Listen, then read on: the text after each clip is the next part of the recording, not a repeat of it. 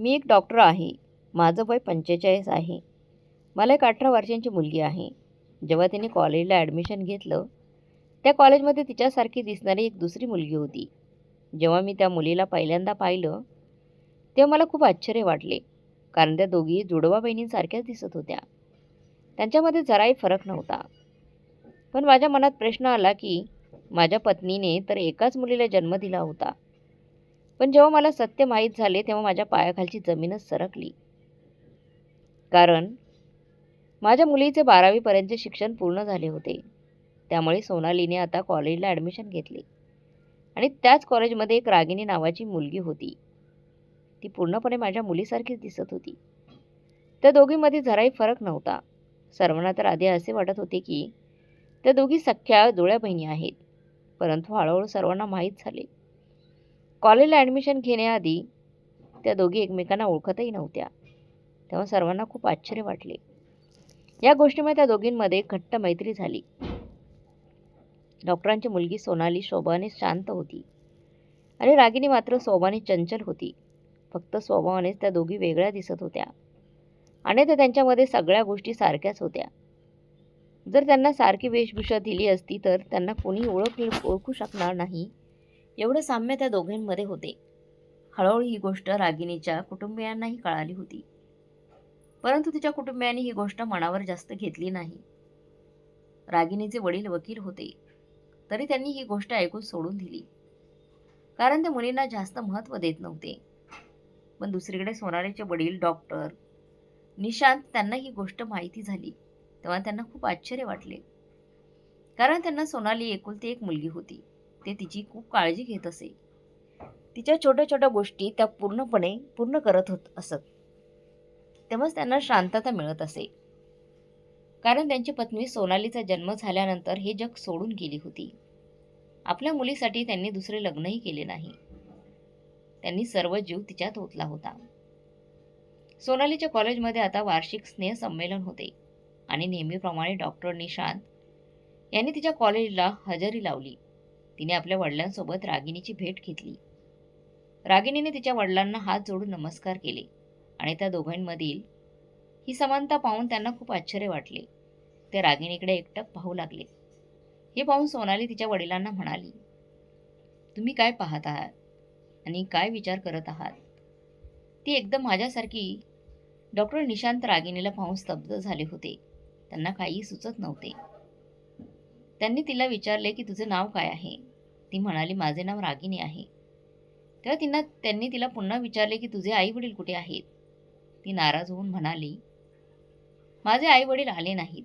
त्यांना या गोष्टी अजिबात आवडत नाहीत. त्यानंतर डॉक्टर निशांत त्यांना म्हणाले की जा बेटा आणि कार्यक्रमाचा आनंद घ्या. तेव्हा त्या दोघी एकमेकांचा हात पकडून आपले मित्रमैत्रिणींसोबत निघून गेल्या. त्यानंतर डॉक्टर निशांत कार्यक्रम तर पाहत होते, पण त्यांचं मन तिथे लागत नव्हतं. त्यांचं लक्ष दुसरीकडेच होते. बसल्या बसल्या त्यांना आठवले की आपण रागिनीच्या घराचा पत्ता आणि फोन नंबर तर घेतलाच नाही. आणि तसाही कार्यक्रम संपला होता. सोनाली आणि रागिनीला घेऊन तिच्या वडिलांकडे आली आणि तिच्या वडिलांनी म्हणाले की पप्पा, आपण रागिनीलाही आपल्या गाडीने तिच्या घरी सोडूया. ते म्हणाले, तिला घ्यायला कोणी आले नाही का? तेव्हा सोनाली म्हणाली की तसं नाही, तिचा भाऊ आला असेल, पण मला तिचे घर पाहायचे आहे. तिचे वडील म्हणाले की ठीक आहे. रागिनीचा भाऊ खरोखर मोटरसायकल घेऊन तिथे उभा होता, पण सोनालीने त्यालाही आपल्या गाडीत घेण्यासाठी आग्रह केला आणि मग रागिनी काहीच बोलली नाही. याच बहाण्याने डॉक्टर निशांतला रागिनीचे घर पाहता आले. रागिनीचे घर आल्यावर ती गाडीतून उतरू लागली. तेव्हा डॉक्टर निशांतने तिला विचारले की बेटा, तुझ्या घरात फोन आहे का? तेव्हा ती म्हणाली की घरात नाही, पप्पांच्या ऑफिसमध्ये आहे. तेव्हा त्यांनी तिच्याकडून तिच्या वडिलांचा नंबर घेतला आणि आपल्या डायरीत लिहिला आणि रागिनी त्यांना बाय करून आपल्या घरात निघून गेली. हे दोघे आपल्या घरी निघून आले. पण रात्री झोपल्यावर शेजारच्या वडिलांना झोप येत नव्हती. त्यांच्या मनात सारखाच विचार येत होता की 2 सारख्या वयाच्या मुलींमध्ये एवढी साम्यता कशी राहू शकते. दुसऱ्या दिवशी सकाळी उठून त्यांनी रागिनीच्या वडिलांना फोन केला आणि फोन उचलून आधी त्यांना सगळा परिचय दिला. त्यानंतर तिच्या वडिलांची विचारपूस करू लागले की तुमच्या मुलीचा जन्म 21 मे 2005 मध्ये नागपूरच्या हॉस्पिटलमध्ये झाला आहे का? हे ऐकून रागिणीचे वडील त्यांना म्हणाले की हो, तुम्ही अगदी बरोबर सांगत आहात. माझ्या मुलीचा जन्म त्याच दिवशी झाला आहे.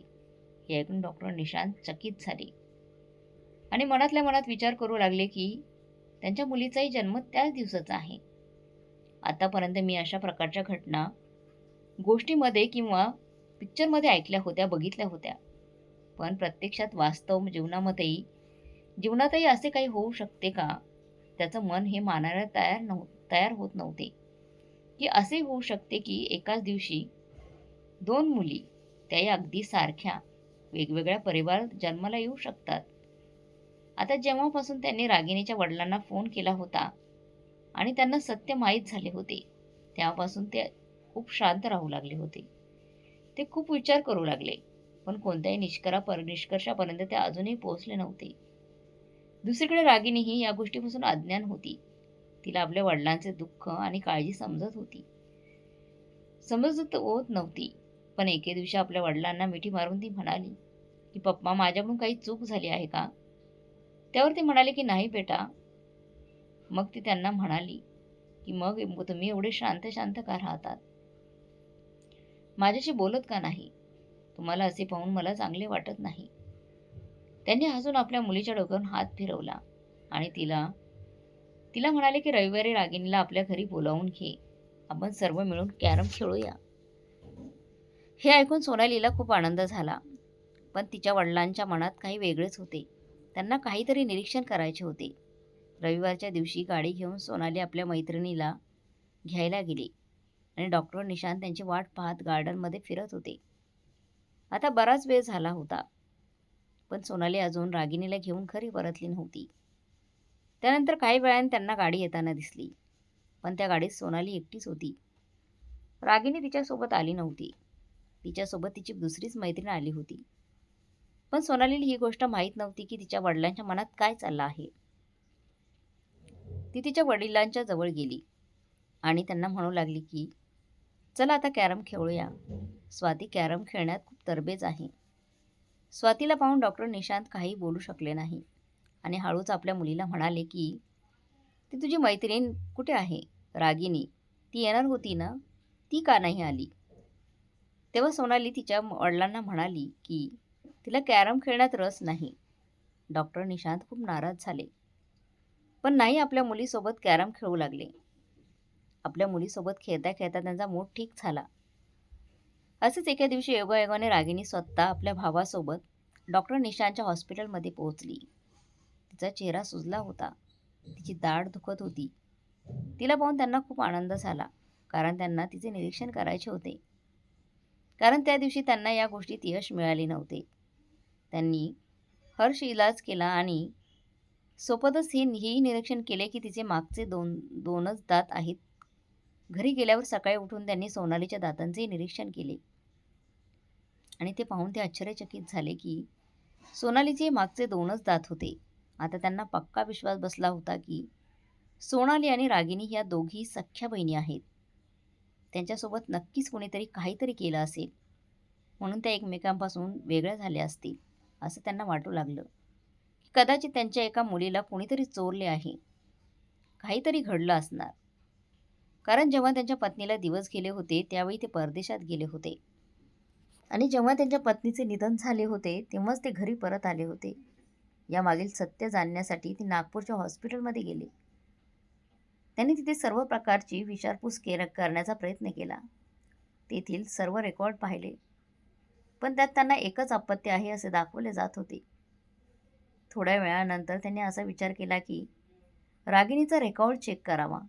आधी तर हॉस्पिटलच्या कर्मचाऱ्यांनी त्यांना नकार दिला, परंतु तेथील एक डॉक्टर त्यांच्या ओळखीचे होते, त्यामुळे ते रागिणीचा रेकॉर्ड पाहू शकले.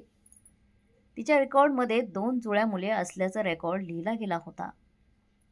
त्या दोघांमध्ये एकाचे वजन जास्त तर एकाचे कमी होते. हे पाहून विचार करू लागले की दोघींच्या वजनामध्ये एवढा फरक का होता आणि जुळ्या मुलींचे वजन तर इतर मुलांपेक्षा थोडे कमीच असते, तर एकाचे वजन एवढे नॉर्मल का होते? त्यांनी सर्व रेकॉर्ड तपासून पाहिले आणि आपल्या घरी निघून आले. पण अजूनही त्यांच्या शंकेचे निरसन झाले नव्हते. घरी येऊन ते विचार करत होते की जर सोनाली रागिणीची बहीण आहे तर मग माझा मुलगा कुठे राहत आहे. आता ते रात्रंदिवस हा विचार करू लागले. रागिणी सोनाली भेटण्यासाठी नेहमी येत असे आणि तिला खूप आनंद होत असे. एके दिवशी डॉक्टरांनी त्या दोघींचे रक्त चेक केले. त्यांच्या हातापायाचे ठसे घेतले आणि एक्सरे काढले. अनेक प्रकारच्या चाचण्या केल्या. सोनाली रागिणीला म्हणाली की पप्पा आपल्याला काय यासाठी तपासत आहेत की त्यांना पाहायचे आहे की आपल्याला काही आजार तर नाही ना. त्यांना हे सर्व करायला खूप छान वाटते. डॉक्टर प्रशांतने त्यांच्या जेवढ्याही चाचण्या केल्या त्यामध्ये असे निदर्शनास आले की त्या दोघी सख्ख्या जुळ्या बहिणी आहेत. त्यांच्या आता द्विधा मनस्थिती झाली होती. आत्ता त्यांना हे कळाले होते की त्या दोघी बहिणी आहेत. पण त्यांच्यापुढे एक मोठा प्रश्न उभा होता की मग त्यांचा मुलगा कुठे आहे. ते विचार करू लागले की कुणीतरी मुलं बदललेली आहेत. पण असे का केले होते. मुलांना का बदललेले होते असा प्रश्न त्यांच्या डोक्यात फिरत होता. आणि सोनाली तर एक सुदृढ बाळ होती. मग तिला असे बदलण्यात आले का. त्या विचारात बसलेच होते तेवढ्यात त्यांचा एक मित्र त्यांच्याजवळ आला आणि त्यांना विचारू लागला की तू काय करत आहेस. कसला विचार करत आहेस. कोणती महिला आपल्या बाळाला कोणकोणत्या कारणास्तव दुसऱ्यासोबत बदलते. त्यांचा मित्र हसून त्यांना म्हणाला की आपल्या भारतीय संस्कृतीत सगळ्यात आधी तर आपल्या मुलांसाठी असे केले जाते. एवढं ऐकून डॉक्टर निशांतने त्याच्या मित्राला थँक्यू म्हटले आणि म्हणाले की तू माझ्या प्रश्नाचं उत्तर दिलं आहे. आणि अचानक त्यांना आठवले की जेव्हा ते रेकॉर्ड पाहण्यासाठी गेले होते त्या रेकॉर्डमध्ये मुलगा नावावर काट मारून मुलगी असे लिहिले होते. आता त्यांना पूर्णपणे विश्वास बसला होता की काहीतरी चुकीचं झालं आहे. मुलांमध्ये कुणीतरी फेरफार केला होता. रागिणीचे वडील एक प्रतिष्ठित वकील होते. त्यांच्याकडे पैशांची काहीच कमी नव्हती. मग त्याने असे का केले. आता एके दिवशी डॉक्टर निशांत रागिणीच्या घरी न सांगताच गेले. त्यावेळी सगळेजणच घरीच होते. त्यांना पाहून रागिणी त्यांना विचारू लागली की अंकल सोनाली का आली नाही. तेव्हा ते तिला म्हणाले की बेटा मी घरून आलो नाही. मी माझ्या हॉस्पिटलमधून इथे आलो आहे तुझ्या हातचा नाश्ता करण्यासाठी. हे ऐकून सर्वजण हसू लागले. रागिणीचे वडील त्यांना म्हणाले की तुम्हाला जे हवं ते सर्व काही मिळेल. आता रागिणीची आई तिथे येऊन बसली. डॉक्टर साहेबांनी अचानक त्यांना विचारले की या दोघांमधून जुडवा कोण आहे. हा प्रश्न ऐकून रागिणीची आई चकित झाली आणि रागिणीला हे ऐकून आश्चर्य वाटले. कारण तिने सोनालीला कधीही आपल्या जुडवा भावाबद्दल काही सांगितले नव्हते. रागिणीचे वडील त्यांना म्हणाले की रागिणी आणि आरव दोघे माझी जुडवा मुले आहेत. डॉक्टर साहेब आरव कडे एकटक पाहत होते कारण तो दिसण्यात डॉक्टर निशांत सारखाच होता. त्यांच्या मनात एक लहर आली आणि ते म्हणाले की वकील साहेब लोक किती विचित्र आहेत की मुलांसाठी पोरांची अदलाबदली करतात. त्यांना पोरांची अदलाबदली करताना जराही शरम वाटत नाही. मुलांसाठी लोक दुसऱ्यांचे मुलं चोरतात. रागिणीच्या वडिलांना काही कळत नव्हतं की ते कशाबद्दल बोलत आहे. ते फक्त त्यांच्या गोष्टींना होकार देत होते आणि म्हणाले की या जगात काहीही होऊ शकतं. तेव्हा डॉक्टर साहेब म्हणाले की होऊ शकत नाही असे झाले आहे. आमच्याकडे एक केस अशी आहे की त्या नवरा बायकोला मी पोलीस स्टेशनला जमा करू शकतो. तुरुंगात पाठवू शकतो. माझ्याकडे संपूर्ण पुरावे आहेत. हे ऐकून रागिणीच्या आईला शॉक बसला आणि वकील साहेब आश्चर्याने ते सर्व ऐकत होते. पुढे डॉक्टर साहेब म्हणाले की मी असे काही करणार नाही. आणि एवढे बोलून तिरप्या नजरेने त्यांनी रागिणीच्या आईकडे पाहिले. ती थरथर कापत होती. डॉक्टर निशांत तिथून गेल्यानंतर वकील साहेब त्यांच्या पत्नीला म्हणाले की डॉक्टर साहेब अशा प्रकारे बोलत होते की जसे ते आपल्याला उद्देशून बोलत आहे. पतीच्या तोंडून हे शब्द ऐकून ती अजूनच घाबरली आणि तिला आता कळून चुकले होते की डॉक्टर साहेब तिलाच उद्देशून बोलत आहे. तिला तिचा भूतकाळ आठवू लागला. लग्नाआधी ती खूप चंचल स्वभावाची होती. पण वकील साहेबांशी लग्न केल्यानंतर तिच्या जीवनातील आनंदच गेला होता. कारण वकील साहेबांचा स्वभाव थोडा विचित्र होता. त्यामुळे ती खूप वेळ शांत राहू लागली. कितीतरी वेळा तिला असं वाटत होतं की सर्व काही सोडून आपल्या माहेरी निघून जावं.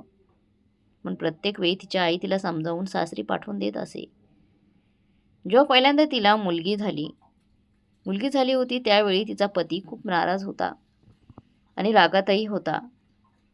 मुलीला जन्माला घातलंस या कारणावरून तिचा पती तिला त्रास देऊ लागला. ती एकटी बसून रडत असे आणि तिला खूप वाईट वाटत होतं. तिच्या दुसऱ्या प्रसूतीदरम्यानही तिला 2 जुळ्या मुली झाल्या. हे पाहून ती खूप नाराज झाली आणि तिला आता काळजी वाटू लागली. त्यामुळे तिच्यासोबत तिची बहीण होती. ती तिच्या बहिणीकडे अपेक्षेच्या नजरेने पाहू लागली. तिच्यावर जणू काही दुःखाचा डोंगरच कोसळला होता. ती तिच्या बहिणीला म्हणाली की, ताई काहीतरी कर, ते ही गोष्ट सहन करणार नाही. एवढे बोलून ती बेशुद्ध झाली. तिचं दुःख तिच्या बहिणीकडून पाहावे असे झाले. ती अशिक्षित होती, पण आपल्या बहिणीसाठी तिला जे योग्य वाटले ते तिने केले होते. जेव्हा ती शुद्धीवर आली तेव्हा तिने पाहिले की वकील साहेब खूप आनंदी होते. त्यांना आनंदित पाहून तिला खूप आश्चर्य वाटले. तिला असे वाटले की मी स्वप्न तर पाहत नाही ना, मी माझ्या पतीला ओळखण्यात चूक केली आहे असे तिला वाटू लागले. तेवढ्यात वकील साहेब म्हणाले की मी माझ्या मुलाला मोठा अधिकारी बनवेल. हे ऐकून ती सुन्न झाली आणि वकील साहेबांनी त्या मुलाला तिच्या जवळ दिले. ती आश्चर्याने आपल्या बहिणीकडे पाहू लागली आणि थोड्या वेळात वकील साहेब तिथून निघून गेले आणि तिच्या डोळ्यात आनंदाश्रू आले. तिने आपल्या बहिणीचे खूप आभार मानले. तिची बहीण तिला सांगू लागली की एका डॉक्टरला मुलगा झाला होता, मी त्याला बदली करून आणला आहे. ती एकच तर होती, पण या गोष्टीचे दुःख तिलाही वाटत होते. भूतकाळाचा विचार करूनही ती शांत झाली होती. रागिनी आणि तिचा मुलगा दोघेही तिला विचारपूस करू लागले की आई तुला काय झालं आहे, तुला बरं वाटत नाही का? तिने एक मोठा श्वास घेतला आणि त्यांना म्हणाली की काही नाही, मला फक्त एकटा सोडा. रागिनी तिला म्हणाली की आई जेवण कर, पण ती म्हणू लागली की मला भूक नाही आणि आपल्या रूममध्ये झोपण्यासाठी निघून गेली. ती झोपायला तर गेली होती, पण तिला झोप कुठे येत होती. तिला तर रडू येत होतं. रडू लागली ती, कारण आपल्या केलेल्या अपराधाबद्दल तिला फार वाईट वाटलं. तिला असे वाईट वाटू लागले की मी माझ्या स्वार्थासाठी दुसऱ्या आईच्या कुशीतून तिचा मुलगा हिसकावून आणला आहे. मी खूप मोठा अपराध केला आहे आणि आयुष्यभर या ओझ्यासकट ती जगत होती. दुसऱ्या दिवशी रागिणीची आई तिच्यासोबत जवळ शेजारच्या घरी गेली आणि डॉक्टर साहेब भेटले. तिला तिथे पाहताच डॉक्टर निशांत म्हणाले की या मला माहीतच होते की तुमच्यापैकी कोणीतरी एकजण भेटायला नक्कीच येणार आहे आणि याच कारणामुळे माझं हॉस्पिटललाही गेलो नाही. तुमच्या येण्याचे कारण काय आहे? ती एखाद्या अपराध्यासारखी खाली मान घालून उभी होती आणि अचानक रडू लागली. डॉक्टरांनी म्हणाले की डॉक्टर साहेब मी तुमचा अपराधी आहे. मी खूप मोठा गुन्हा केला आहे. मला खूप मोठी शिक्षा व्हायला हवी. मी माझ्या स्वार्थासाठी तुमच्यापासून तुमच्या मुलाला दूर केलं आहे. परंतु माझा विश्वास करा की मी हे पाऊल उचलण्याचे कारण माझे पती होते. त्यांना नेहमीच मुलींचा तिरस्कार होता. मला मुलगी झाली होती त्यामुळे त्यांच्या भीतीने मी मुलांची अदलाबदली केली होती. मला माफ करा. सोनाली माझीच मुलगी आहे आणि आरव तुमचा मुलगा आहे. मला माझी मुलगी द्या आणि तुम्ही तुमचा आरोप परत घ्या. या अपराधाबद्दल मी कोणतीही शिक्षा भोगायला तयार आहे. आता मला माझ्या पतीची भीती नाही. असे समजा भीती तर आहे, पण ते दुःख सहन करण्याची शक्ती माझ्यात आली आहे. सोनालीने त्या दोघांमधील सर्व बोलणे ऐकले. ती धावतच आपल्या वडिलांजवळ आली आणि त्यांच्या पायावर पडून म्हणायला लागली की मी तुम्हाला खूप त्रास दिला बाबा. आणि ती रडू लागली. तिला असे पाहून डॉक्टरही भावूक झाले. या परिस्थितीत तर त्यांनी कधी कल्पना देखील केली नव्हती. त्यांनी तिला जवळ घेतले आणि म्हणाले की तू कॉलेजमधून केव्हा आली? आणि तिला म्हणू लागले की मुले आपल्या वडिलांचे पाया पाडत नाही का? तू का रडत आहे? बाळा तुझ्याशिवाय तर माझे जीवन व्यर्थ आहे. ते तिला समजावतात आणि तिला जवळ घेऊन डॉक्टर म्हणाले की तू तर आमच्या आयुष्याचा भाग आहे. माझं काळीज आहे. तुझ्याशिवाय मी जगू शकत नाही. आरवला घेऊन मी काय करू? तू माझी सोनाली आहे, माझी मुलगी आहे. एवढे बोलून त्यांनी तिला मिठी मारली आणि तिला म्हणाले की आपण हे शहर सोडून देऊ आणि दुसरीकडे राहायला जाऊ. मी राक्षस नाही की तुला अशा ठिकाणी सोडून जाईल जिथे मुलींचा कंटाळा केला जातो, मुलींची भीती वाटते. तू माझा मुलगा आणि मुलगी दोन्ही आहेस. सोनाली म्हणाली, नाही पप्पा. माहीत आहे की तुम्ही मला असुरक्षित पाहू शकत नाही. पण मी एवढी स्वार्थी नाही. आजपर्यंत तुमच्याकडून मला खूप प्रेम मिळालं आणि मला ते कायमचंच टिकवायचं आहे, पुरवायचं आहे. मी तुम्हाला मुलापासून वंचित ठेवू शकत नाही. असे बोलताच त्यांनी तिला शांत केले आणि म्हणाले की तू जास्त समजदार झाली आहे आणि खूप बोलू लागली आहे. रागिणीच्या आईने सोनालीला पाहून शरमेने त्याने आपली मान खाली घातली आणि तिला जवळ घेण्याचे धाडसही तिच्यात राहिले नव्हते. ती सोनालीला जवळही घेऊ शकली नाही आणि डॉक्टर साहेबांना म्हणाले की मी तुमच्यासारख्या देव माणसासोबत खूप चुकीचं केलं आहे. मी तुमची अपराधी आहे. तुम्हाला वाटेल ती शिक्षा मला द्या. आणि एवढे बोलून ती रडू लागली. तेव्हा डॉक्टर निशांत तिला म्हणाले की मला तुम्हाला शिक्षा करायची नाही.